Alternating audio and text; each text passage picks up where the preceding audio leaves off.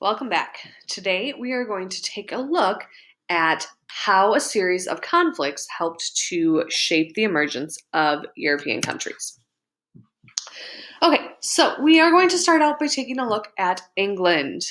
Over the course of history so far in England, feudal lords had been losing their power. So feudalism was beginning to diminish, and instead, the monarchy or the king was getting more and more power. Okay, and within England, King Edward III had territory in France. So this green area, okay, down in the southern part of France, actually belonged to King Edward, which made him a vassal of the French king. So when the French king raised taxes, that meant that Edward had to pay the French taxes. And this led to a dispute. Okay, and the French didn't want the English to control any part of their land or their territory. And this led to a conflict that we call the Hundred Years' War. The Hundred Years' War raged from roughly 1337 to 1453. It was not a constant 100 years of fighting. Instead, the Hundred Years' War was more of like an up and down version of periods where you have instability and actual conflict, and then you have brief periods of stability where you kind of forget that you're technically at war with another country. But during the Hundred Years' War, so at the beginning, the French king dies. Edward, who's the king of England, claims the French throne, right? His argument was that I have land in France, I have a say, so he claimed the French throne. Well, if you remember, the French and the English, they don't like each other. So the French people were like, no way. Right? So they chose Philip to be their king instead. Edward, really wanting to gain more territory in France and to establish that total domination of the French, takes his English army, sails across the English Channel, and brings the war to France. And this is where the actual physical war begins. During the Hundred Years' War, like I said, it lasted for 116 years, and it was a series of battles and raids. So lots of up and down fighting and conflict. The English would come, they'd fight for a little bit, then they'd go back to England, regroup for like 20 years, then come back, stage another like 2 or 3 years, go back, and so on and so forth. So what ends up happening is England won many of the smaller battles during the war, but they lost the overall war, right? Because the English never end up gaining control of the French throne, right? We still have France and England today, two separate countries. However, during this 100-year conflict, you have new technologies that begin to emerge. So you have the use of the longbow and the use of cannons. So no longer are soldiers just fighting hand-to-hand combat anymore. Now your armies can be staged further apart and you can attack your enemy without being directly in their face. So a result of the Hundred Years' War is that France ends up controlling all of the French territories that England had once held. So England lost their territories that they had claimed in France previously. So all of France is now under the control of the French king. In England, the parliament gains more power over the English king. The English people and the English parliament got really sick and tired of paying taxes, right? This is where the Magna Carta comes in. They got really sick of paying taxes for this stupid war that they're like, just give it up. We have our own country. We really don't need that territory. But as history shows, English kings can be very stubborn. So the English did not want to give up their territory in France. So by the late 1300s, the English king now needs Parliament's consent for all special taxes. Okay, so for all further wars and conflicts, they need Parliament's approval in order to go to war or to increase the taxes to support or fund that war.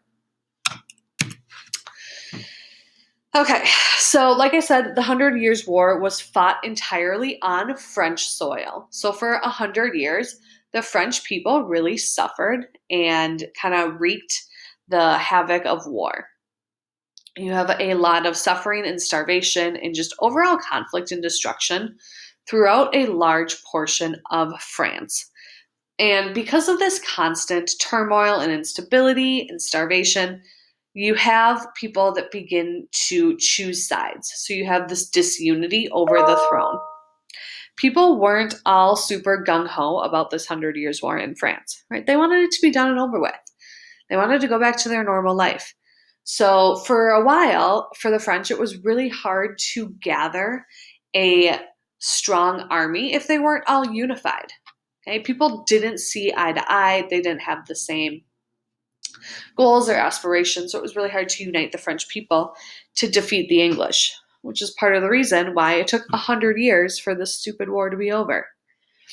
Right? But then you have somebody called Joan of Arc who comes along in 1429. She really kind of helps to unite the French people. She gets Charles crowned king. And it's under Charles that the French people are able to finally unite and create a strong enough force to defeat the English once and for all. And the result of this was that you have the return of strong French kings. And you had a series of French kings that people could actually stand behind and that they agreed with. So if we transition away from France and take a look at England after the 100 Years' War, we have something that is called the War of the Roses. And the War of the Roses was the battle for England's throne. You have two families who were competing over the English throne. You have the York family, whose symbol or sigil was the white rose, and then you have the Lancaster family, whose symbol or sigil was the red rose. Okay? So it's the Yorks versus the Lancasters. They go to battle, which is why we call it the War of the Roses, right? The white rose versus the red rose.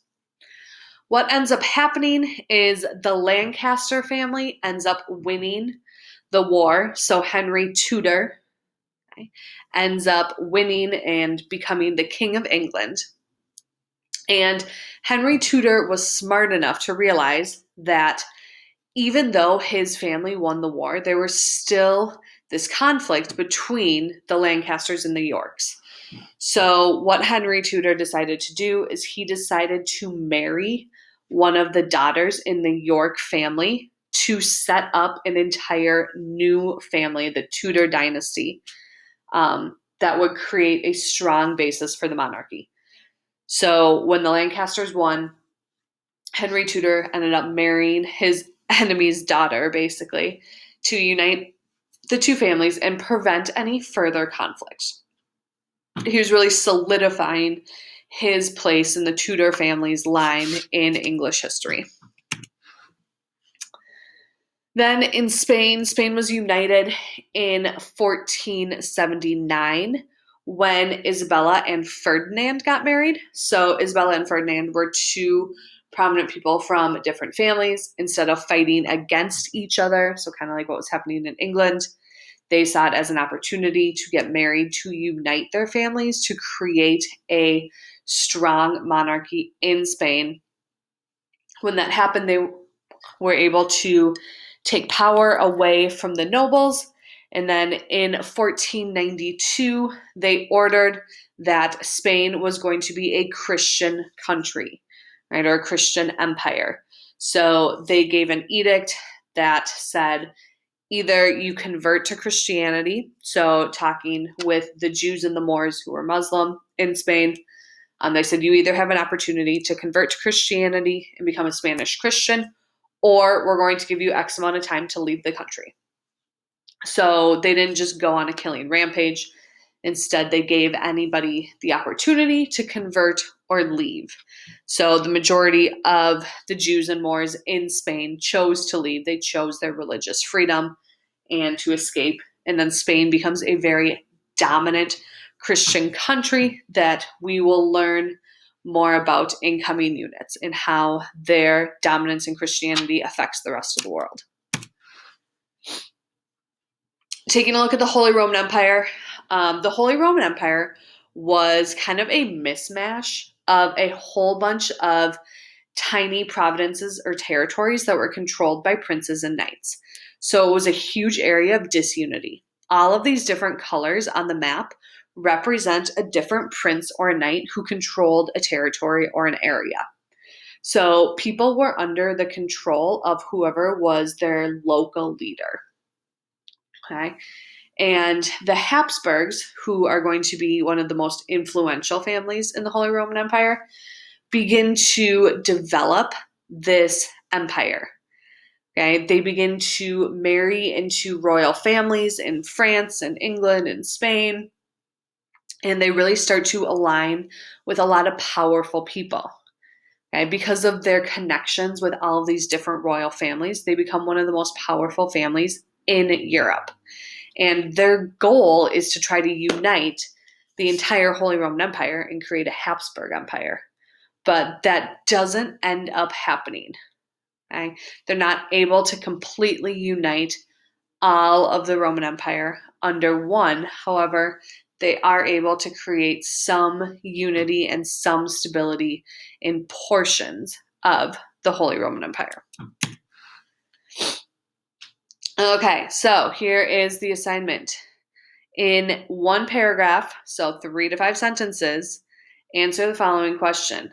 How did the end of feudalism and the rise of strong kings affect Europe?